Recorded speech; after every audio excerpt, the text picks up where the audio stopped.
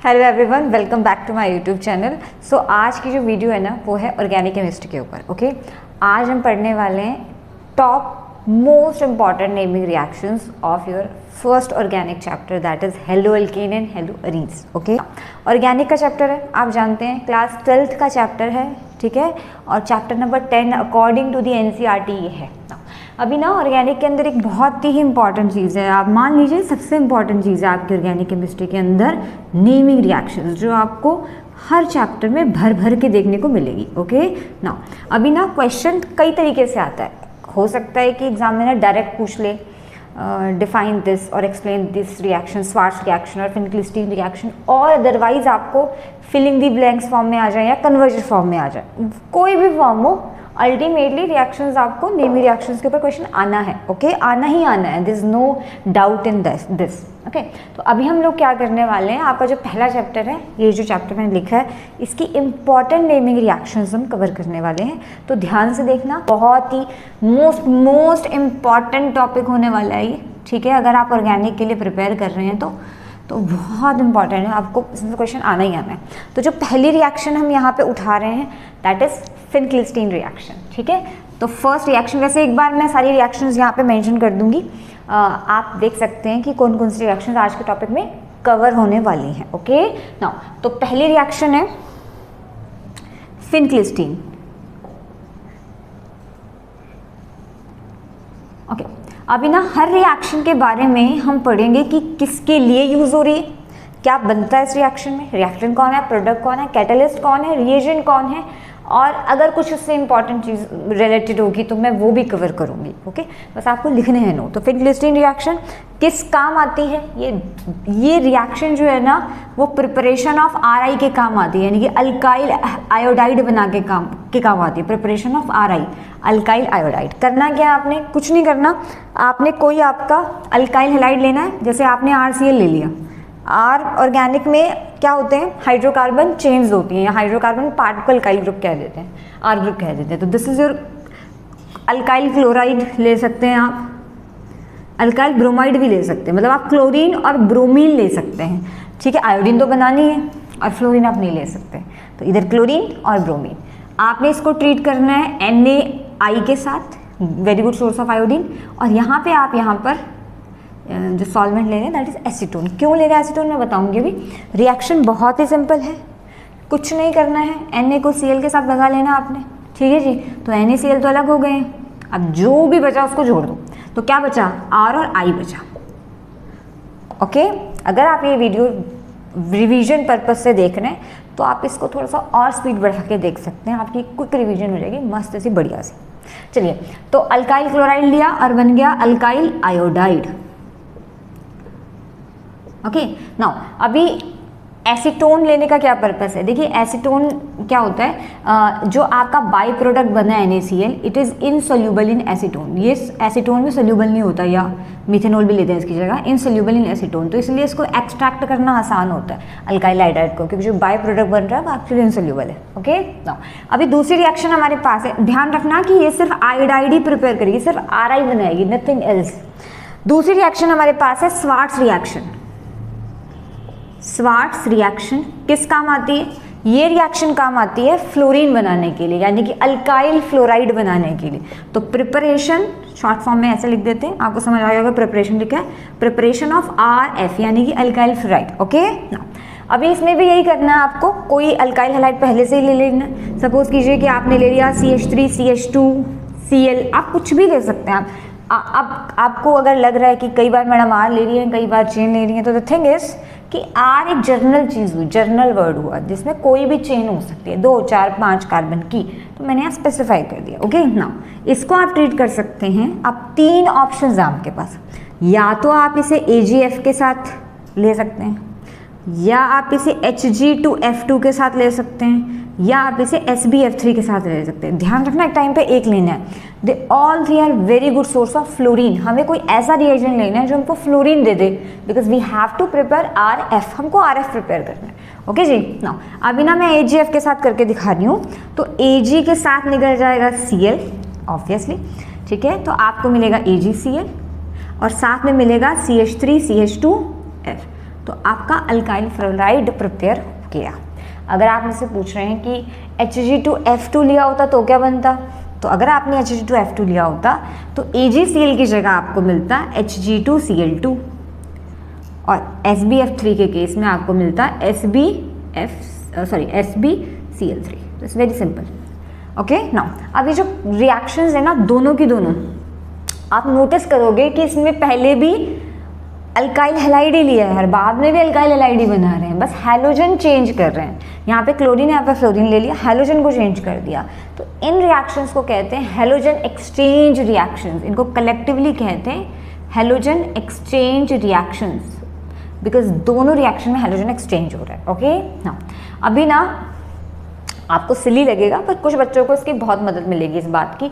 अगर आप मुझसे पर्सनली पूछें तो जब मैं पढ़ती थी तो मैं बहुत कंफ्यूज हो जाती थी कि फिनक्लिस्टीन में आरएफ बना रहा है या स्वार्ट्स में आरएफ बन रहा है। मतलब ठीक है, दिमाग कम था तो भूल जाती थी, ठीक है, भुलक्कड़ तो थी, तो कई बार ना याद नहीं रहता था कि किस में आर आई बनाना है, फिनक्लिस्टीन में बनाना है कि स्वार्ट्स में बनाना है। तो मैंने इसकी ट्रिक निकाली, क्या फिनक्लिस्टीन में आई का साउंड आ रहा है, आई, फिनक्लिस्टीन में आई आ रहा है, आप देखेंगे इसमें फिनक्लिस्टीन आई का साउंड आ रहा है, यानी कि इसमें आयोडीन बनानी है। हो सकता है फिर लगे आपको, पर कई बच्चों को इसकी बहुत मदद मिल जाएगी। ठीक है, चलिए नेक्स्ट है तीसरा आपके पास यहाँ पे रिएक्शन जो है वो है बोरोडीन हुंसडिगर रिएक्शन। नाम है इसका बोरोडीन, बोरोलीन नहीं, बोरोडीन, बोरोडीन हुंसडिगर रिएक्शन।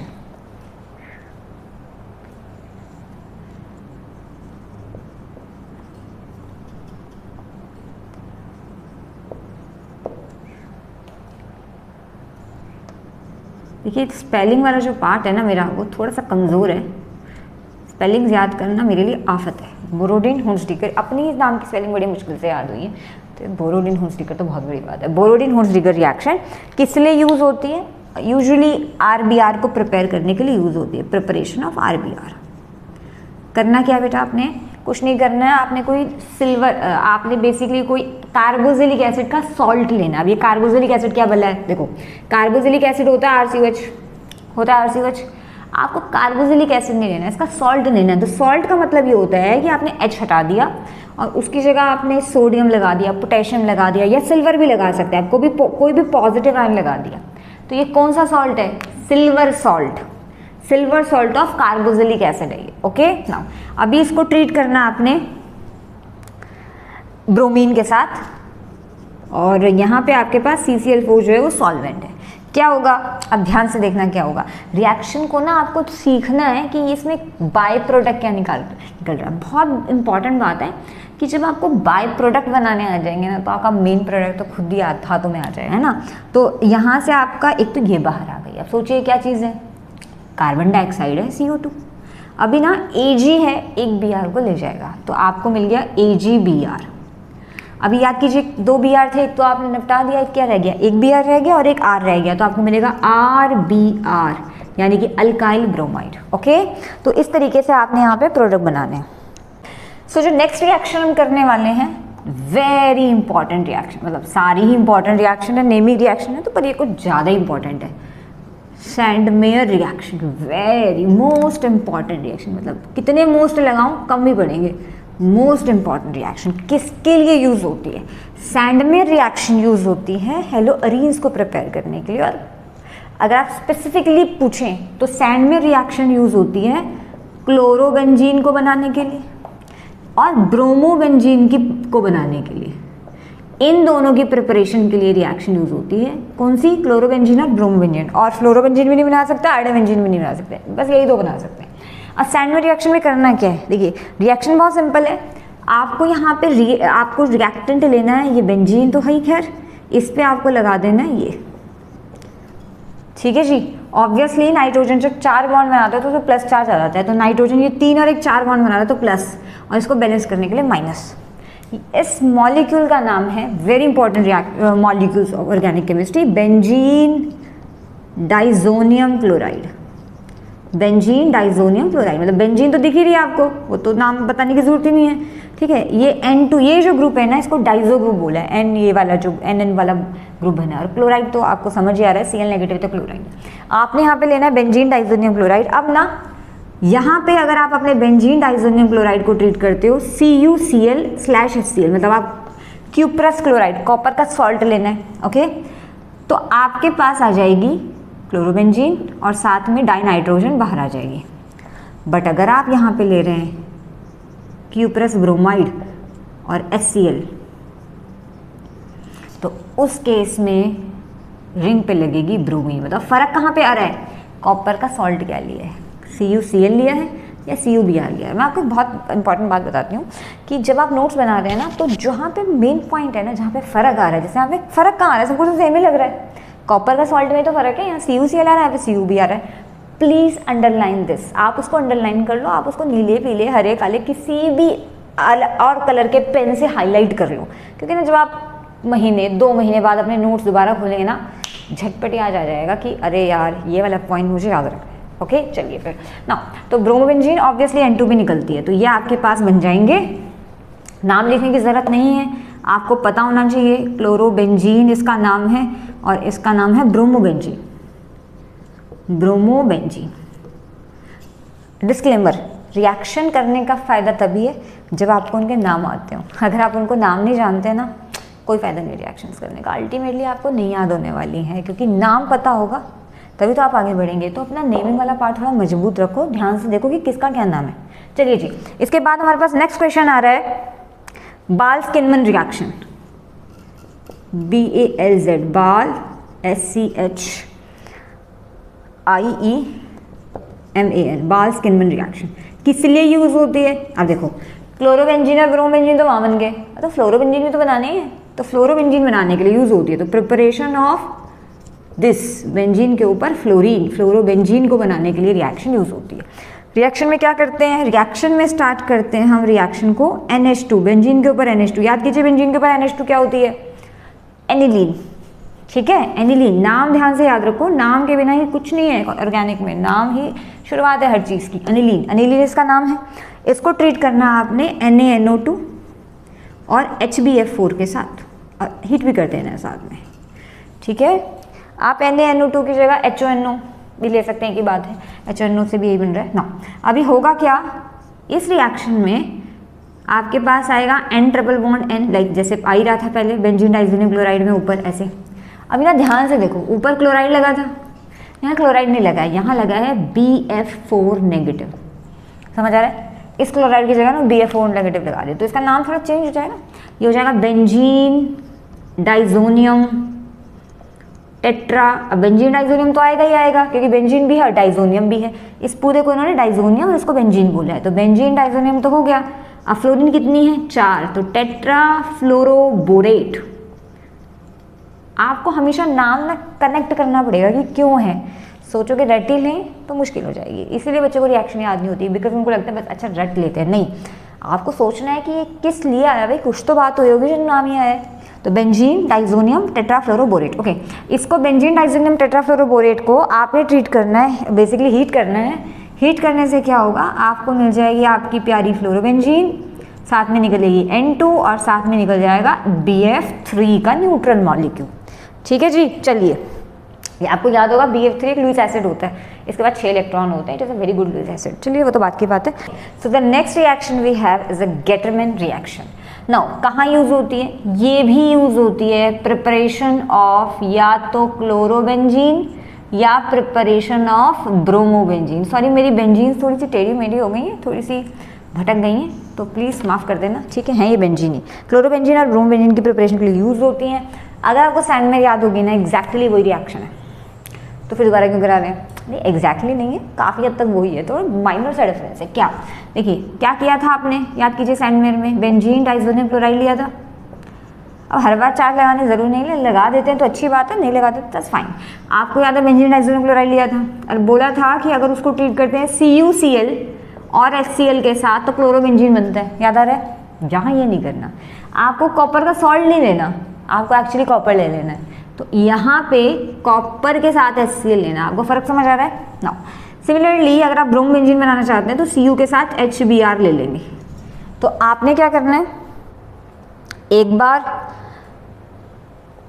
मतलब दोनों बार आपने कॉपर कॉपर ही लेने हैं, कॉपर का सॉल्ट नहीं लेना है और हीट कर देना है। तो ऊपर वाली रिएक्शन में बन जाएगा क्लोरोबेंजीन और नीचे वाली रिएक्शन में बन जाएगा ब्रोमोबेंजीन। मैं इसका नाम नहीं लिख रही हूँ बिकॉज इसका नाम मैंने पीछे बहुत बार लिख दिया, बेंजीन डाइज़ोनियम क्लोराइड। ठीक है जी, तो याद रख लेना।